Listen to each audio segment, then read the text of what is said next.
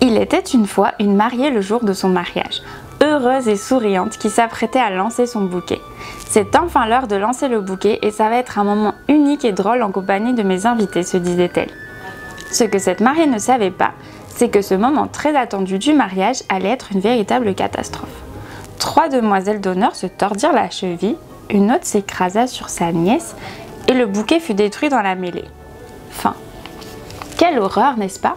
Pour ne pas que cette anecdote basée sur des faits réels se répète le jour de votre mariage, aujourd'hui nous allons étudier ensemble le manuel d'instruction du lancer de bouquet. Avant toute chose, je vais vous parler des origines de cette tradition qui remonte à 3 siècles. À l'époque, la mariée lançait son bouquet en signe de transmission de pureté et de bonheur pour celle ou celui qui l'attraperait. Désormais, il s'agit d'un simple jeu pour les invités et celui qui réussit à attraper le bouquet au vol sera, selon les croyances, le prochain à se marier. Maintenant que nous savons d'où nous vient cette tradition, nous pouvons démarrer la lecture de notre manuel d'instruction. Chapitre 1. Bien choisir l'endroit où aura lieu le lancer du bouquet. Exit les salles au sol glissant et les pièces basses de plafond. Cela évitera bien des malheurs et surtout, on enlève tout élément du décor dans lequel vos invités pourraient malencontreusement tomber. 3, 2, 1.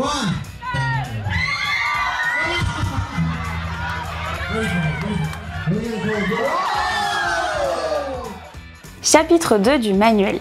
Pas la peine de faire de grands rassemblements. Comme on l'a dit, le bouquet de la mariée est synonyme de pureté et de bien d'autres choses. Mais prévenez vos invités, ils ne vont pas gagner au loto.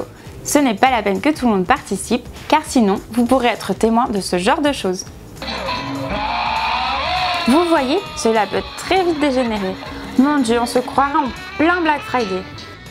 Le chapitre 3 du manuel s'intitule « Vous êtes la mariée, mais pour autant, tout n'est pas permis ». Qu'est-ce que ça signifie? Eh bien, ça signifie que, d'accord, c'est un moment privilégié avec vos invités, mais ce n'est pas le moment de se moquer d'elles. On voit souvent les mariés feindre de lancer le bouquet pour rendre l'assistance encore plus nerveuse. Bien sûr, cela peut être drôle et un peu de suspense n'a jamais tué personne, mais faites attention de ne pas reproduire ce qu'a vécu cette mariée qui a voulu faire la maligne. Chapitre 4 du manuel.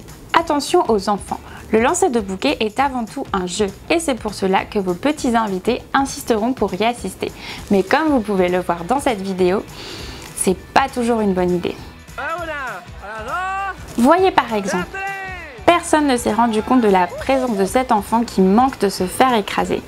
Heureusement, plus de peur que de mal. Chapitre 5 du manuel.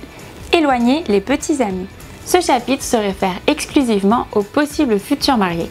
Certains font des pieds et des mains pour empêcher leurs petites amies d'attraper le bouquet. Voyez l'exemple de ce jeune homme, mi-homme, mi-félin, qui à mon avis risque de passer un mauvais quart d'heure vu le regard de sa chef. Nous avons aussi d'autres exemples, comme celui de ce jeune homme qui décide de neutraliser la possible menace comme s'il s'agissait d'une bombe. Au revoir, joli bouquet. Le monde est sauf grâce à l'intervention de ce super-héros. Épilogue, nous conseillons à toutes celles et ceux qui souhaitent participer au lancer du bouquet de bien s'entraîner en amont afin d'être en forme le jour J. C'est quoi ça? Un oiseau? Un avion? Ah non, c'est une super demoiselle d'honneur. Et voilà, nous avons terminé la lecture de notre manuel du lancer de bouquet. Si vous en voulez un exemplaire, n'hésitez pas à commenter la vidéo. N'oubliez pas de la liker si vous l'avez aimé et abonnez-vous à notre chaîne pour ne rien rater des prochaines vidéos.